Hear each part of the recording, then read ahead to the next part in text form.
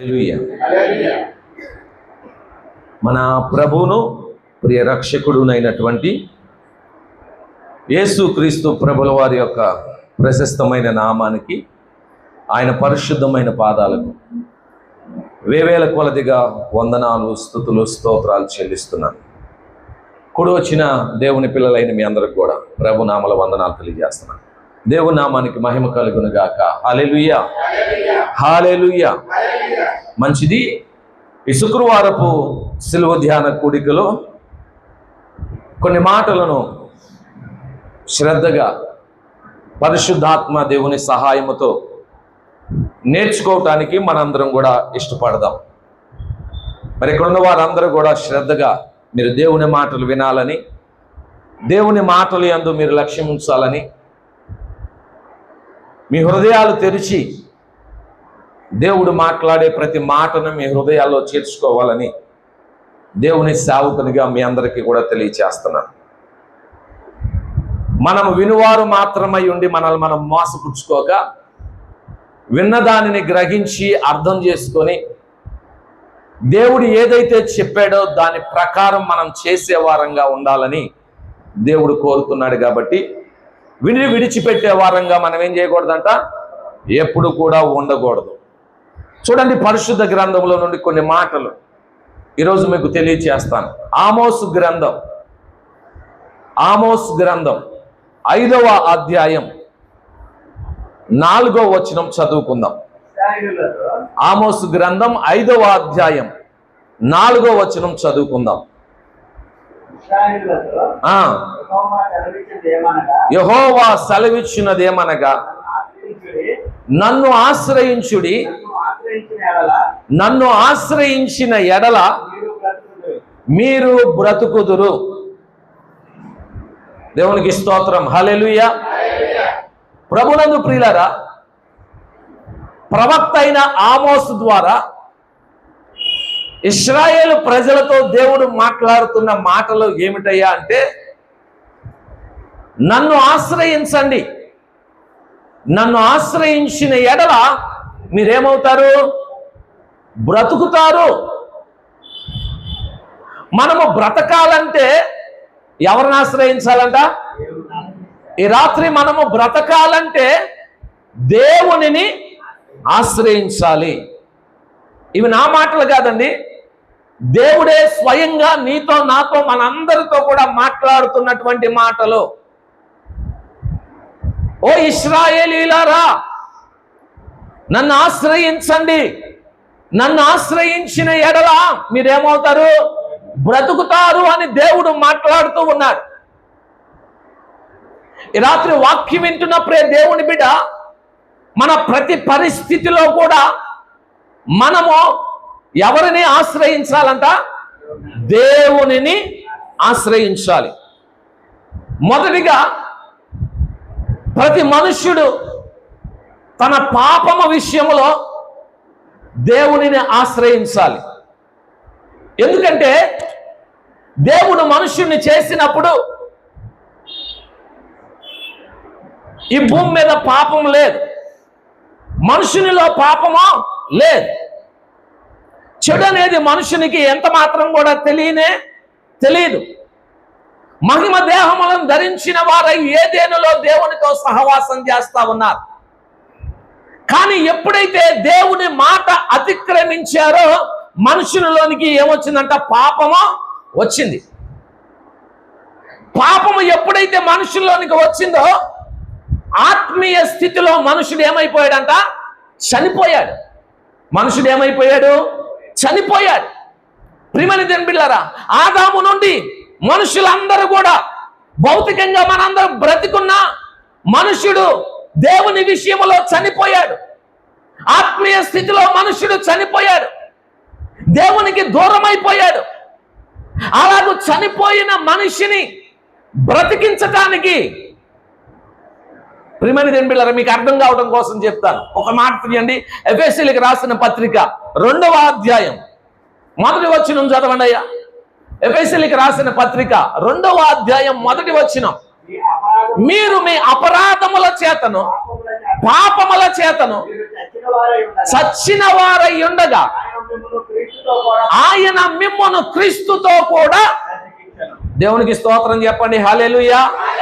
మన అపరాధముల చేత, మన పాపముల చేత మనం ఏమైపోయామంట? చనిపోయాం. ఆత్మీయ స్థితిలో చనిపోయాం, దేవునికి దూరం అయిపోయాం. పాపముల చేత మనము పతనమైపోయాం.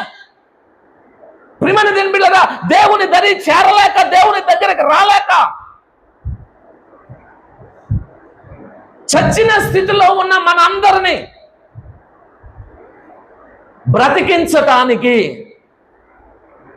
మరలా తన జీవాన్ని మనలో ఇవ్వటానికి, మరలా తన సహవాసాన్ని మనకి ఇవ్వటానికి, మరలా దేవునికి దగ్గరగా మనం వచ్చి ఆయనకు ప్రార్థించటానికి, ఆయనను తండ్రి అని పిలవగలగటానికి యేసుక్రీస్తు ప్రభుల వారు మనందరి కోసం ఈ లోకానికి వచ్చి ఆ కలువరి సిలువలో మనందరి పాపములను తన మీద వేసుకొని ఆ సిలువలో ఆయన మరణించుట వలన, ఆయన రక్తమును చిందించుట వలన, ఆయన ప్రాణమును క్రయధనముగా చెల్లించుట వలన చచ్చిన వారమైన మనందరం ఏమయ్యామండి? మరలా చెప్పాలి, ఏమయ్యాం? బ్రతికించబడ్డాం. దేవునికి స్తోత్రం చెప్పండి. హల్లెలూయా, హల్లెలూయా. ప్రియమైన దేవుని బిడ్డలారా, దేవుని వాక్యం ఏమని సెలవిస్తుంది? నన్ను ఆశ్రయించండి, నన్ను ఆశ్రయించిన ఎడల. ఈరోజు పాపముల విషయమై ఎవరైతే దేవుణ్ణి ఆశ్రయిస్తారో, నేను పాపిని అని ఎవరైతే గుర్తెరిగి తమ పాపములను పోగొట్టుకోవటానికి, తమ పాపపు శిక్ష నుండి విడుదలను పొందటానికి, ప్రియమైన దేవుని బిడ్డలారా, ఎవరైతే ఆ పాపములను క్షమించగలిగిన దేవుడైన యేసయ్యను ఆశ్రయిస్తారో, పాపముల విషయంలో చచ్చిపోయిన వారందరినీ కూడా క్రీస్తు తన రక్తముతో కడిగి ఏమంటండి మరలా వారందరినీ ఏం చేస్తున్నాడంటండి? బ్రతికిస్తా ఉన్నాడు, బ్రతికిస్తా ఉన్నాడు. యేసుక్రీస్తు ప్రభుల వారి దగ్గరికి రానంత వరకు మనందరం కూడా ఏమిటండి? మన అపరాధముల చేత, పాపం చేత చచ్చిన వారంగానే ఉన్నాం, చనిపోయిన వారంగానే ఉన్నాం. కానీ నా పాపముల కొరకు యేసయ్య మరణించాడని ఎప్పుడైతే మనం తెలుసుకున్నామో, నా పాపముల కొరకే యేసయ్య సిలువలో తన రక్తాన్ని చిందించాడు, ఏమిటిని చనిపోయాడు, నా కోసం ఆయన పునరుద్ధానంపై తిరిగి లేచాడని ఎప్పుడైతే దేవుని మాటలు మనం విని, ఎప్పుడైతే యేసయ్య యందు విశ్వాసం ఉంచి, ఆయన మాట యందు నమ్మిక ఉంచి, ఇదిగో నా పాపముల నుండి నన్ను విడిపించగలిగిన దేవుడు యేసయ్యే అని తెలుసుకొని మనము యేసయ్య సన్నిధికి వచ్చి మన పాపముల విషయమై ఆయన పాదాల దగ్గర పశ్చాత్తాపపడి, అయ్యా నన్ను క్షమించయ్యా, నా పాపాలు క్షమించయ్యా, నేను ఎన్నో ఘోరమైన పాపాలు చేస్తానయ్యా, నేను పాపినయ్యా అని మనం ఆయన పాదాల దగ్గర మన పాపాలు ఒప్పుకొని పాప క్షమాపణ పొంది పశ్చాత్తాపపడినప్పుడు యేసయ్య తన రక్తము చేత మన పాపములన్నిటిని ఏం చేస్తున్నాడంట? కడిగి వేసి మనలను క్షమించి, ప్రియమైన దేవుని బిడ్డలారా, మన పాపముల చేత మన చచ్చిపోయిన మన అందరినీ కూడా ఆయన ఏం చేస్తున్నారు? తన రక్తము చేత, తన సిలువ కార్యము చేత మనలందరినీ మరలా ఆయన ఏం చేశాడంట? బ్రతికించాడు. దేవునికి స్తోత్రం. హల్లెలూయా.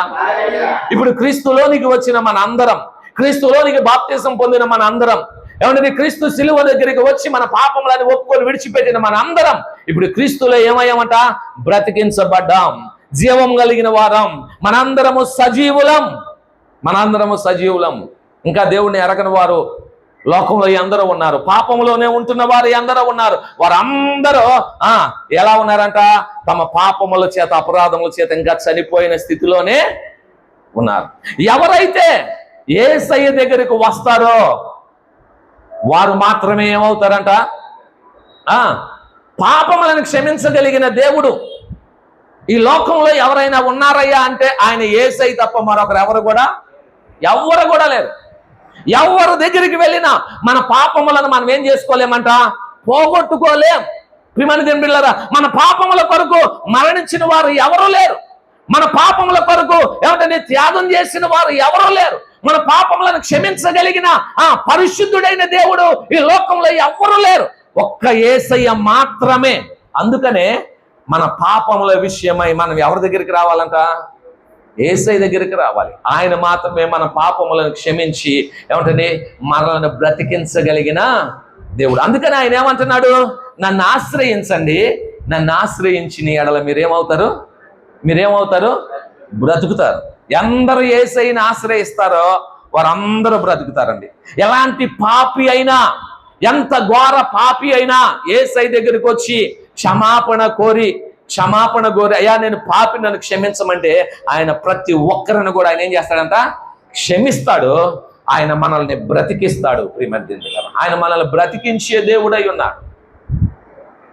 అంత మాత్రమే కాదు, భౌతికంగా కూడా మన రోగమైనా, మన కష్టమైనా, మన శ్రమలో అయినా, మన కరువులో అయినా మనము దేవుణ్ణి ఆశ్రయిస్తేనే దేవుడు మనల్ని ఏం చేస్తాడంట? బ్రతికిస్తాడని దేవుని వాక్యం సెలవిస్తా ఉంది. ప్రియమైన దేవుని బిడ్డలారా, ఈ లోకంలో వైద్యులు కూడా స్వస్థపరచలేని రోగాలు ఎన్నిటినో దేవుడు ఏం చేస్తాడంట? స్వస్థపరుస్తూ ఉన్నాడు. దేవుడు స్వస్థపరుస్తాడు. అలాగని వైద్యులను ఆశ్రయించొద్దా, వైద్యుల దగ్గరికి వెళ్ళొద్దా అంటే నేను వెళ్ళొద్దని చెప్పను. ప్రియమైన దేవుని బిడ్డలారా, అయితే వైద్యుల కంటే ఎక్కువగా నువ్వు దేవుని మీద ఎవరి మీద నమ్మకం ఉంచాలంట? ఎవరిని ఆశ్రయించాలంట? మొదటగా ప్రియమైన దేవుని బిడ్డలారా, పరిశుద్ధ గ్రంథంలో ఒక రాజు ఉన్నాడు. యోధా ప్రజలకు రాజుగా ఉన్నాడు. ఆయన పేరు ఆసా. ఈ ఆసా తన రాజ్యంలోనికి వచ్చినప్పుడు విగ్రహములను, దేవతలను అన్నిటినీ, బొమ్మలన్నిటినీ పడగొట్టాడు, చిన్నాభిన్నం చేసేసాడు. దేవుణ్ణి మాత్రమే ఆరాధించాలని ప్రజలందరికీ పిలుపునిచ్చాడు. అన్నీ బాగానే ఉన్నాయి. కానీ అతని చివరి దశలో అతని పాదములో ఒక పుండు పుట్టిందంట. అంటే ఒక రోగం అతనికి వచ్చింది, ఆసా అనే రాజుకి.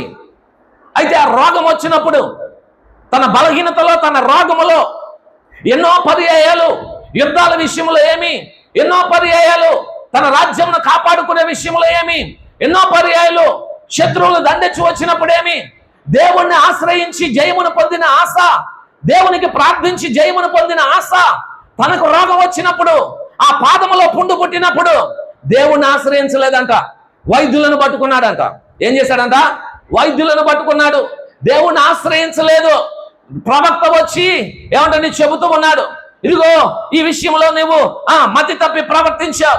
ప్రియమైన దేవుని బిడ్డలారా, మనం గమనించినట్లయితే తన చివరి దశలో కొందరు శత్రువులు తన మీదకి వచ్చినప్పుడు ప్రక్క రాజ్యపు రాజుల సహాయాన్ని కోరాడు. తనకు రోగం వచ్చినప్పుడు వైద్యుల సహాయాన్ని కోరాడు. ఆసా విషయంలోనే రాయబడి ఉంటది ఒక చక్కని మాట. దినవృత్తాంతాలు 2వ గ్రంథంలో మీరు చదువుకొని ఇంటికి వెళ్ళిన తర్వాత, తన ఎడల యథార్థ హృదయం గలవారిని బలపరచుటగా యెహోవా కనుదృష్టి లోకమందంతటా సంచారము చేయుచున్నది ఆసా.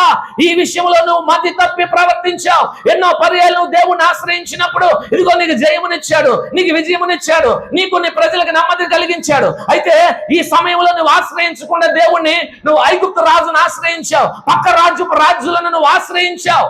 అంత మాత్రమే కాదు, నీకు స్వస్థత లేనప్పుడు, నీకు రోగం వచ్చినప్పుడు, ఆ రోగంలో కూడా దేవుణ్ణి మొదట ఆశ్రయించాలి కదండి. అయ్యా నాకు ఈ రోగం వచ్చింది, ఇదిగో వైద్యులకు వైద్యుడువు, పరమ వైద్యుడువు, నువ్వు నన్ను జ్ఞాపకం చేసుకో, నన్ను స్వస్థపరచమని ఏం చేయాలంట? చెప్పాలి. ఏం చేయాలి?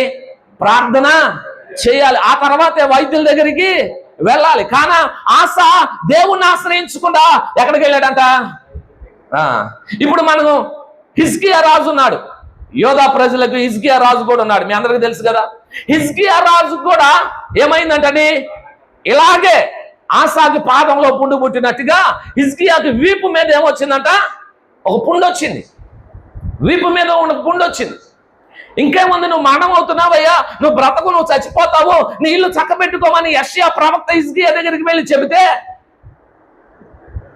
మొదట హిజ్కియా ఏం చేశాడండి?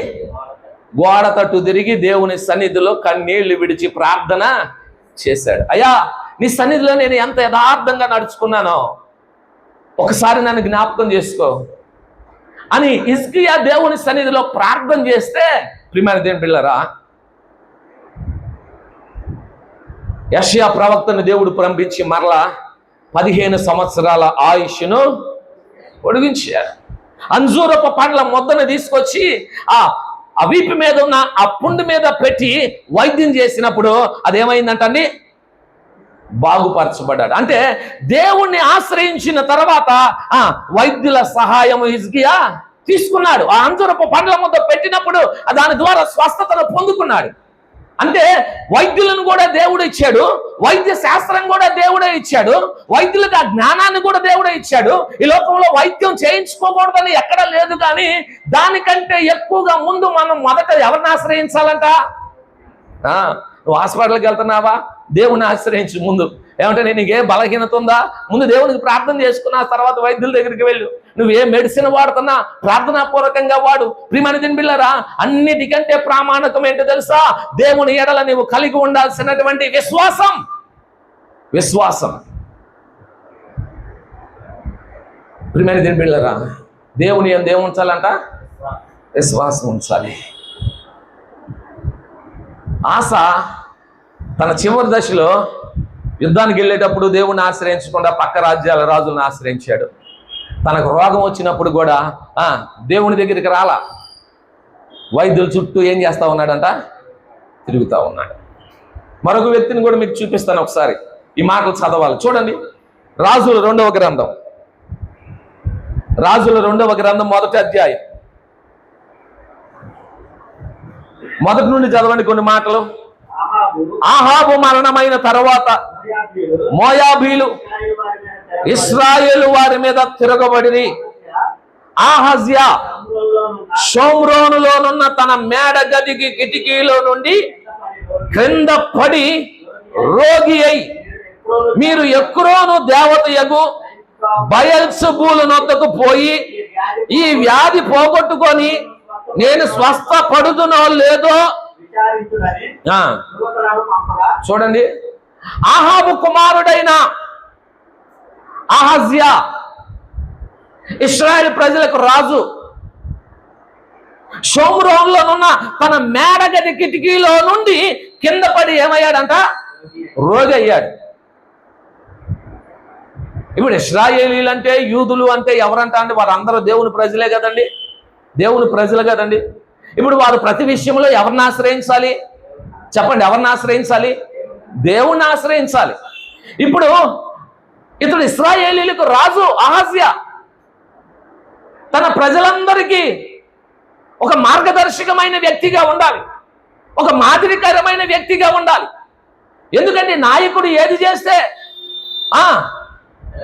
ప్రజలు కూడా అదే నేర్చుకుంటారు.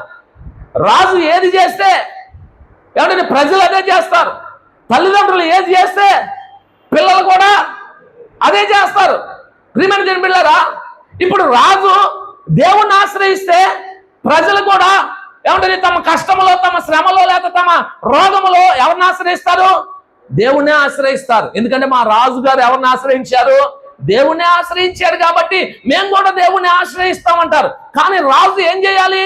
దేవుణ్ణి, నిజ దేవుడైన యెహోవాని విడిచిపెట్టి, యేసయ్యని విడిచిపెట్టి అతడు మేడగది షోమ్రోనులో ఉన్న మేడగది కిటికీలో నుండి కింద పడిన తర్వాత తన పనివారిని పిలిపించి ఎక్కడికి పంపించాడో తెలుసా? ఎక్రోను దేవత అయిన బయల్జెబూలు దగ్గరికి వెళ్ళండి, వెళ్ళి ఈ రోగం బాగొట్టుకొని నేను బాగుపడతానో లేదో ఏం చేయాలి? విచారించాలంట. అంటే విగ్రహాల దగ్గరికి ఏం చేస్తున్నాడంటే తన సేవకుల్ని పంపిస్తున్నాడు. ఏమంటండి? విగ్రహములను దగ్గరికి ఏమంటండి తన సేవకులను ఒక రాజు పంపిస్తా ఉన్నాడు. వీళ్ళు దేవుణ్ణి ఎరగని అన్యులా? కాదు, ఎరిగిన వారే. ఈరోజు చాలా మంది చూడండి సమాజంలో, లేకపోతే దేవుని పిల్లలే, అన్నీ ఎరిగిన వారే.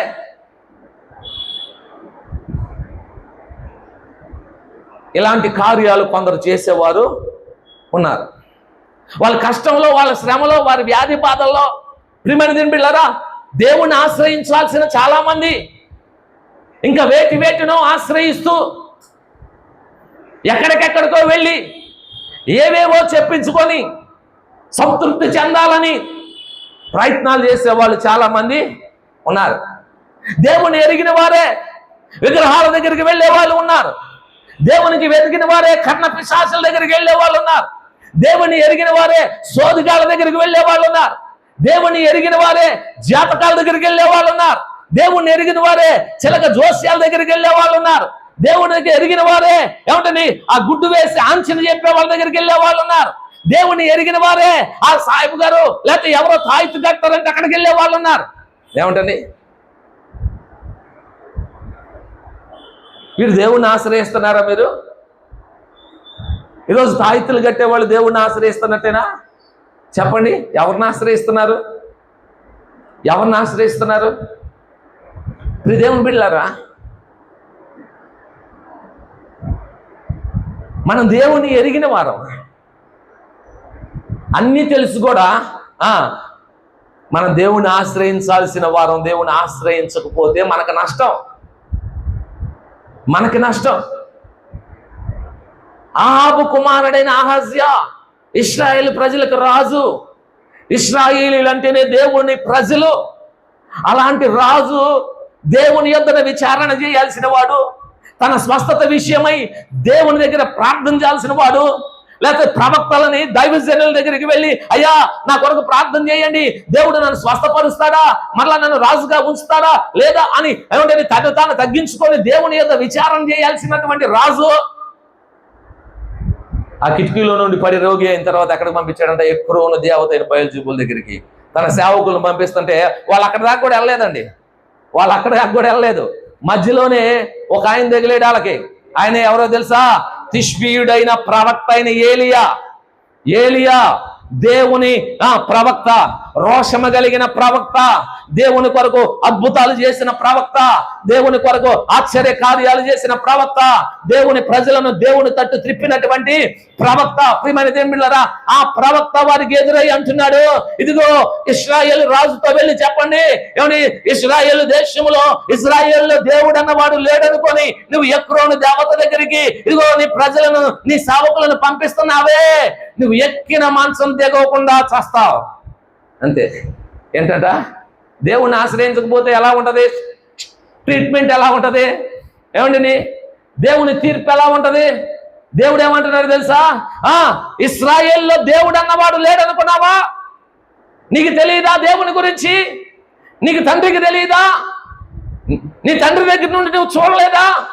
నీ దేవుడు ఇశ్రాయేలీలో ఎన్ని అద్భుతాలు చేశాడో, ఎన్ని గొప్ప కార్యాలు చేశాడో నీ పితరుల దగ్గర నుండి నీ వినటం లేదా? నీ దేవుని శక్తిని, నీ దేవుని ప్రభావాన్ని వింటున్నావు కదా. అలాంటి నీ దేవుని నువ్వు ఆశ్రయించకుండా ఇదిగో నీ రోగములో, నీ బలహీనతలో నువ్వు ఎవరి దగ్గరికి వెళ్తున్నావంట? ఎక్రోను దేవత దగ్గరికి వెళ్తున్నావు. ఏమంటని, ఏమాత్రమో స్వస్థపరచలేనటువంటి ఏమంటని విగ్రహముల దగ్గరికి నువ్వు వెళ్తూ ఉన్నావు.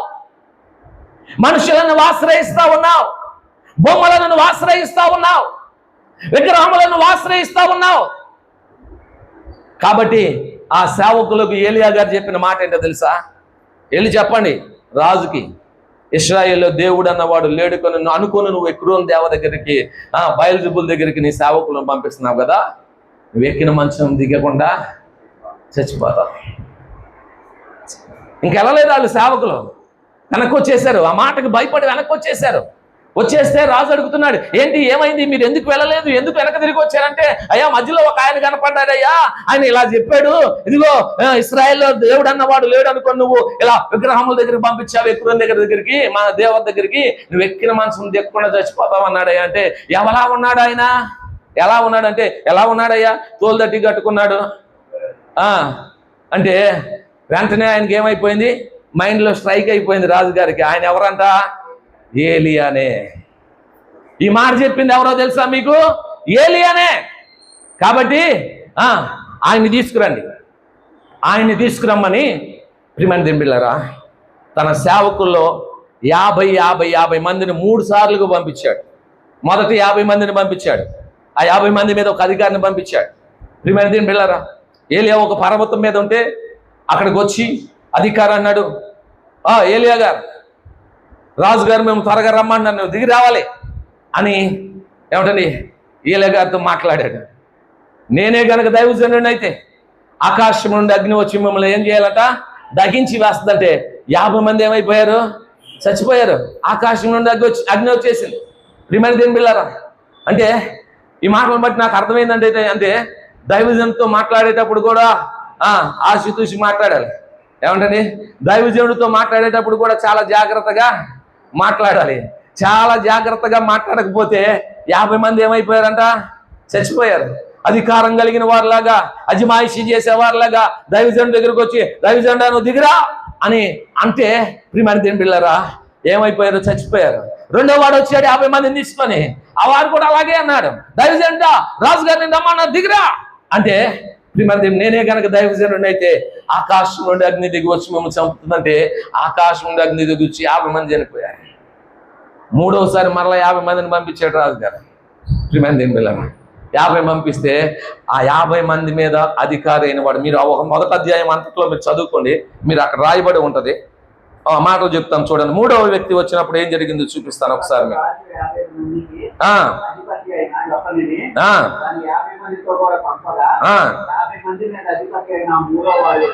వచ్చి చూడండి ఈ మాటలో, దైవజనుడి ఎదుట మోకాళ్ళుని, ఏలియా ఎదుట మోకాళ్ళుని, దైవజనుడా దయచేసి నా ప్రాణమును నీ దాసులైన ఈ 50 మంది ప్రాణములను నీ దృష్టికి ప్రియమైనవిగా ఉండనిమ్మో, చిత్తగించుమో.